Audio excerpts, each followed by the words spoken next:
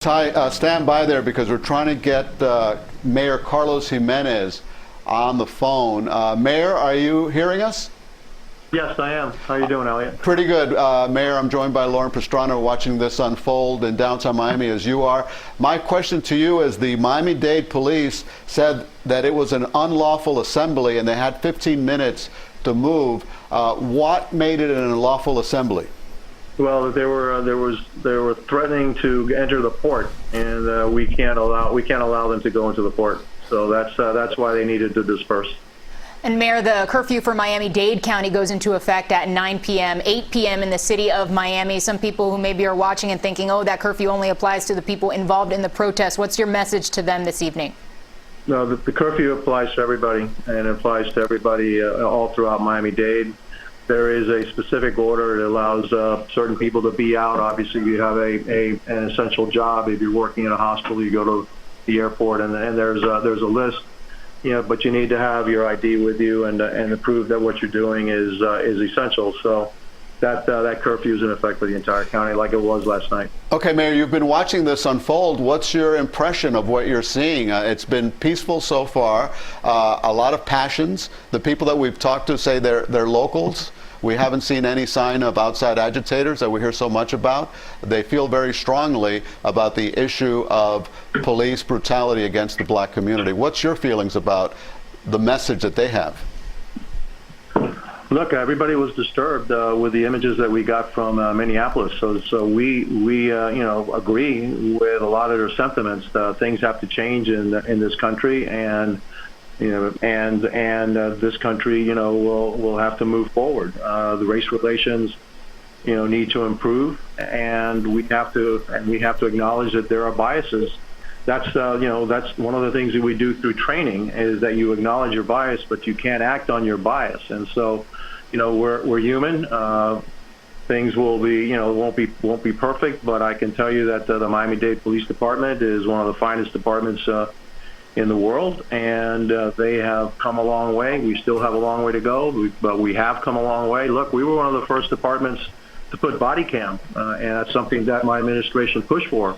And the reason was that we wanted to make sure that whatever incident happened, that we would have documentation so that the people would know exactly what happened at any incident that happened with anybody that the Miami-Dade Police Department has contact with. And so we believe that that's come a long way. But again, their training has improved dramatically over the years. Our how we deal with the community, how we interact with the community. We have ex-felons that teach our police officers of how to deal with ex-felons in the community, and how to do it in a humane and just way. Now, will there be problems, or is it going to be perfect? Nothing's ever perfect. Anything human, made by human, is never perfect. But we're striving to get better and better. We hear them. We hear the protests, and we hear what they're saying, and when we stand by them, justice needs to be. Mr. Floyd and his family needs justice. The first step is murder charges against the officer. The other 3 officers need to be charged with something. They were complicit in the murder of an innocent man. And so I believe that until that's done, that we'll continue to have these kinds of protests.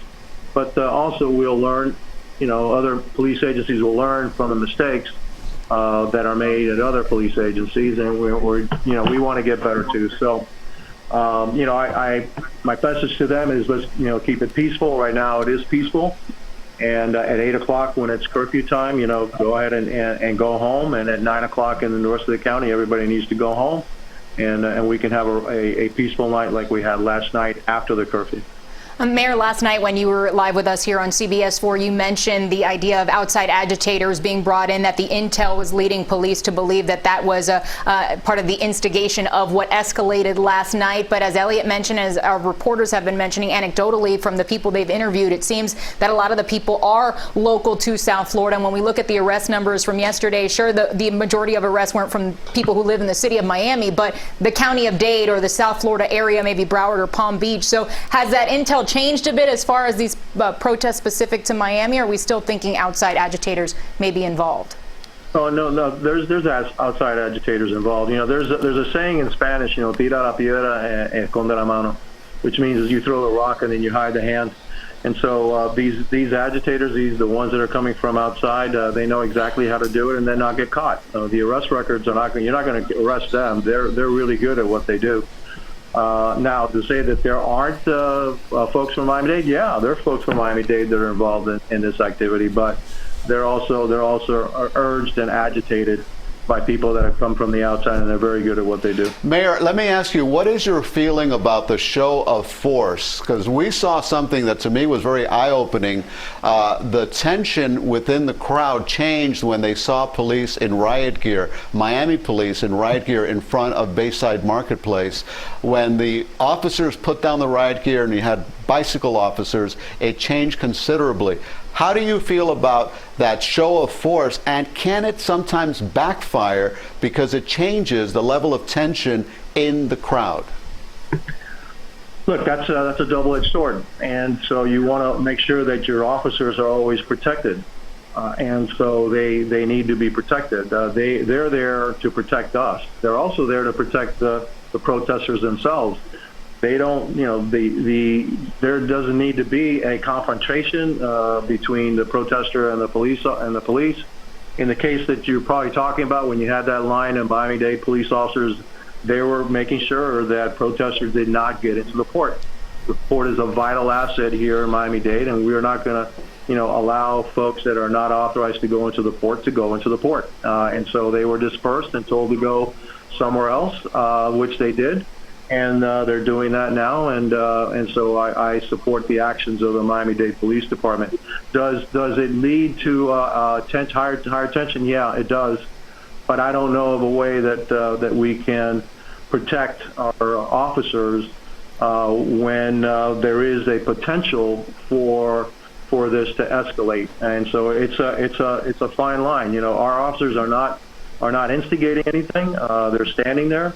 If you don't try to do something illegal, don't try to destroy property or hurt somebody, the officers will just stand there, and so you can move on your way and protest peacefully, and nothing will happen. Well, in fact, they told them that it was an illegal gathering, and they had to disperse. Right, because it was threatening the protection of the Port of Miami, and that's the reason why I was told that the dispersal order was given. What is your concern for tonight, and how will that curfew be enforced at 8 o'clock? Well, the city of Miami has their curfew at 8 o'clock. This is the epicenter of all these demonstrations, as it was yesterday. The county-wide order is at 9 o'clock, and our officers will be out enforcing the curfew. And I expect that at 8 o'clock, the curfew will be also enforced in the city of Miami. Okay, Mayor Carlos Gimenez, thank you so much, Mayor, for joining us. It's my pleasure.